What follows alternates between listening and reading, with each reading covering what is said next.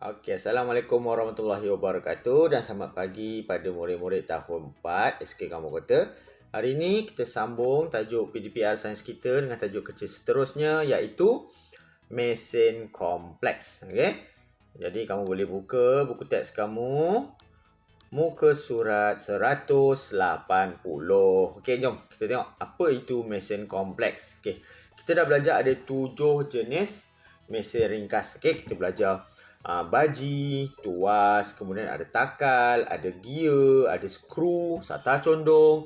Kemudian dengan satu lagi roda dan gandar. Okey, jadi mesin kompleks ni apa? Yang 7 tu mesin ringkas, ini mesin kompleks. Okey, jom kita baca kat sini. Sesetengah alat yang digunakan dalam kehidupan harian kita terdiri daripada gabungan beberapa jenis mesin ringkas. Okey. Jadi ini maksud mesin kompleks. Gabungan beberapa jenis mesin ringkas dalam satu objek. Okey. Mari kita kenal pasti mesin ringkas yang terdapat pada objek-objek di bawah. Okey. Kita tengok dulu apa cikgu ni cakap. Alat yang terdiri daripada gabungan lebih daripada satu mesin ringkas merupakan satu mesin kompleks. Maksudnya kalau kamu ada satu objek, dalam objek tu ada 2-3 jenis mesin ringkas sekali. Okey? Yang bersama dalam satu objek tu. Objek itu boleh dipanggil sebagai mesin kompleks. Okey? Itu maksud dia. Contoh kita tengok. Apa ni? Penggunting pokok ni kan. Kamu tengok kat sini ada apa? Di tengah-tengahnya tu adanya mesin ringkas skru. Di mana skru itu berfungsi mengetatkan kedua-dua kepingan bilah gunting tersebut. Okey, skru dah satu mesin ringkas. Okey. Seterusnya adanya apa? Baji. Kat mana baji? Pada mata pisau. Apa fungsi baji pada mata gunting tu? Mata pisau gunting tu? Untuk memotong. Jadi kat sini kamu nampak alat pemotong pokok ni, gunting pemotong pokok ni terdapat 2 jenis mesin ringkas iaitu skru dengan baji. Tapi kena tahu juga sebenarnya penggunting pokok ni pun, penggunting ranting ni pun sebenarnya berfungsi dengan menggunakan sistem tuas. Tuas pun sejenis mesin ringkas. Jadi dah ada 3 jenis mesin ringkas dalam satu objek tersebut. Itu contohnya. Okey. Kita tengok seterusnya contoh kereta sorong. Kereta sorong. Apakah mesin ringkas yang ada pada kereta sorong? Okey, jom kita tengok. Contohnya yang pertama adalah tuas. Sistem tuas ni. Okey, di mana tuas cikgu dah terangkan itu mesti ada bahagian beban, bahagian daya, bahagian fulcrum. Okey, tengok dalam gambar tu. Dayanya di sini, bebannya di sini, fulcrum di roda. Okey, siapa tengah dalam tuas bagi kereta sorong?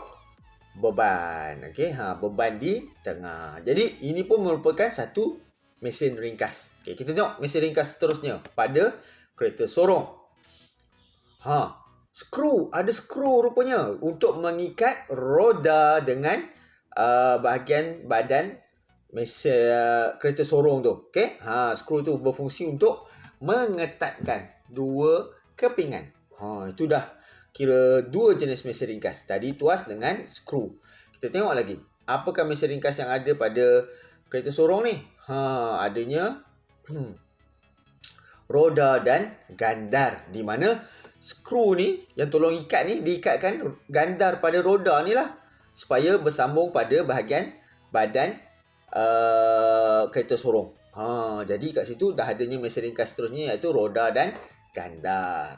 Jadi kat sini dalam kereta sorong ni, pada kereta sorong ni sendiri dah ada 3 jenis mesin ringkas. Okey, iaitu tuas, kemudiannya ada skru dan roda dan gandar. Okey. Contoh lain. Cikgu tunjuk kejap lagi. Contoh lain. Sekejap kita tengok mana tadi cikgu letak. Okey, ini dia.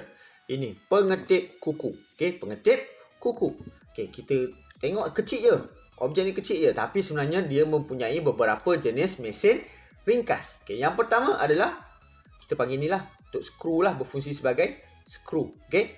Di mana dia mengikat dua bahagian. Okey. Kemudian bila kita gunakan dia untuk memotong kuku, okey, dia menggunakan sistem tuas di mana daya dikenakan pada lengan ni. Okey, kemudian yang tengah ni sebagai fulcrum, kuku kita sebagai beban. Jadi dah ada satu tuas. Tadi tu skru dia ikat, okey, kemudian adanya sistem tuas. Okey, siapa di tengah-tengah dalam tuas ni? Fulcrum. Okey. Kemudiannya ada apa lagi? Pada mata pengetip kuku ni. Pada mata pengetip kuku ni adanya baji. Okey, baji untuk memotong. Maksudnya ada 3 jenis mesin ringkas pada pengetip kuku. Okey, nampak kecil tapi sebenarnya ada 3 mesin ringkas. Jadi pengetip kuku ni pun boleh kita panggil sebagai mesin kompleks. Okey. Sama juga dengan gunting. Okey, sama macam pemotong pokok tadi. Gunting pun sama. Adanya beberapa jenis mesin ringkas. Ada skru, okey. Kemudian ada sistem tuas. Dan juga ada baji. Okey, jadi gunting pun adalah mesin kompleks. Okey, seterusnya. Cikgu ambil contoh ni. Kereta mainan. Okey, kereta mainan ni nampak kecil. Okey, tapi sebenarnya dia pun menggunakan mesin ringkas. Okey, contohnya apa? Ini. Bawah dia ni skru. Okey, dia mengikat dua kepingan. Okey, bahagian bawah kereta dengan bahagian atas kereta mainan ni. Kemudiannya adanya roda dan gandar di mana dua keping roda ni, 2 biji roda di belakang dengan 2 biji roda di depan. Okey, masing-masing dihubungkan dengan satu rod. Okey, untuk memegang roda ni lah. Jadi dia berfungsi sebagai roda dan gandar. Jadi dah ada 2 mesin ringkas dalam satu kereta mainan ini. Jadi kereta mainan ini boleh disebut sebagai mesin kompleks. Okey. Contoh lain. Ini dia. Kalau kamu tahu, biasa tengok kat dapur rumah kamu, okey. Ni pengisar makanan, blender. Okey, blender ni sebenarnya kalau kamu tengok dalam dia, okey. Nampak tu? Nampak berpusing tu kan? Okey. Yang berpusing tu, ini adalah mata pisau. Okey, mata pisau tajam. Okey. Di bawahnya benda ni yang berpusing nanti bila kita sambung pada bahagian elektronik dia kan. Okey. Bahagian elektrik dia tu, okey. Benda ni berpusing. Jadi mata pisau itu pun boleh berpusing. Okey. Mata pisau itu sendiri dah adanya mesin ringkas, iaitu apa? Baji. Okey. Kemudian bila berpusing, yang berpusing waktu dia berpusing tu sebagai roda. Dan di tengah-tengahnya itu ada pengikat dia. Okey, pengikat dia tu berfungsi sebagai gandar. Jadi adanya baji dengan roda dan gandar. Kalau kat bawah ni kamu tengok, kita boleh nampak adanya skru yang mengikat, okey, antara bahagian bawah dengan bahagian atas. Jadi dah ada 3 mesin ringkas pada pengisar makanan. Tu belum lagi cerita pada bahagian elektronik, bahagian elektrik pengisar makanan tu. Dalam tu pun ada gear. Dah jadi 4 mesin ringkas dalam pengisar makanan. Jadi itu pun mesin pengisar tu boleh dipanggil sebagai mesin kompleks. Okey. Jom kita tengok seterusnya. Okay. Apa dicakap ni? Okay. Mesin kompleks yang lebih baik. Yang lebih baik. Maksudnya yang lagi bagus lah. Okay. Ialah mesin yang mempunyai ciri lestari. Pernah dengar tak ciri lestari? Jom kita belajar apa itu maksud ciri lestari. Iaitu mesin yang tahan lama, tidak mudah rosak. Okey, lestari. Tahan lama, tak mudah rosak. Okey. Menguntungkan. Untung sebab apa? Dari segi murah ke kan. Lepas tu tahan lama, dia boleh pakai lama, tak perlu nak beli baru setiap kali kan. Okey. Jadi menguntungkan. Lagi apa lagi? Tidak memberikan kesan buruk pada alam sekitar. Maksudnya jimat tenaga. Okey. Itu contoh maksud mesin yang mempunyai ciri lestari. Tahan lama.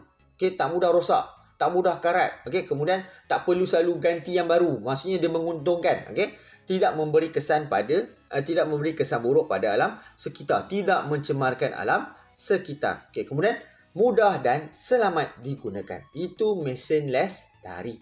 Okey. Contohnya ialah basikal. Kenapa basikal? Okey, kerana Basikal mudah digunakan. Ramai orang boleh kayuh basikal. Tak perlu ambil lesen. Okay, kalau kereta kena ambil lesen. Kalau motor kena ambil lesen. Lesen memandu, lesen menunggang motosikal. Basikal tak perlu lesen. Berlatih sendiri, boleh bawa sendiri. Okay? Mudah digunakan.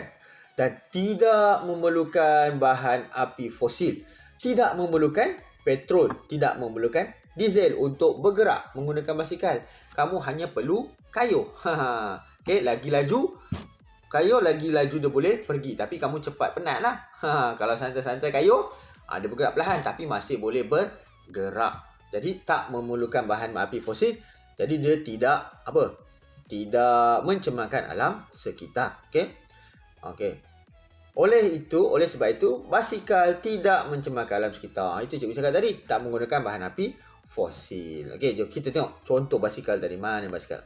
Ini dia. Nampak basikal? Basikal ni sendiri adalah mesin kompleks. Sebab apa? Ada guna skru sebagai mesin ringkas untuk mengikat bahagian-bahagian pada basikal. Okey, kemudian adanya gear. Gear yang dihubungkan dengan rantai basikal untuk mengawal kelajuan putaran roda. Okey? Tengoklah saiz dia. Gear depan dengan gear belakang, kesesuaian dia. Nak tambah laju, kena macam mana saiz dia. Nak perlahan macam mana saiz dia. Okey?